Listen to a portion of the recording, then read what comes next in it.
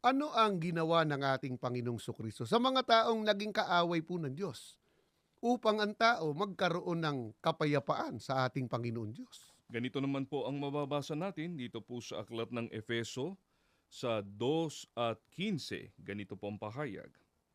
Na inalis ang pagkakaalit sa pamamagitan ng kanyang laman, kahit kautusan na may mga batas at ang palatuntunan, upang sa dalawa ay lalangin sa kanyang sarili ang isang taong bago. Sa ganito'y ginagawa ang kapayapaan.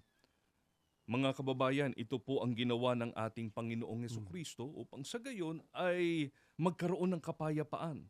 Bagamat ang tao po ay itinuring ng ating Panginoong Diyos na kanyang kaaway. opo. Ang sabi po sa talata na ating binasa, inalis ng ating Panginoong Hesukristo ang pagkakaalit sa pamamagitan ng kanyang laman. Ano ang napakahalagang ibinunga sa tao nang ang tao ay maalis na sa pagiging kaaway ng Diyos, maalis na sa pagiging kaalit ng ating Panginoon Diyos? Ayon din po sa Biblia, sa ganito'y ginagawa ang kapayapaan.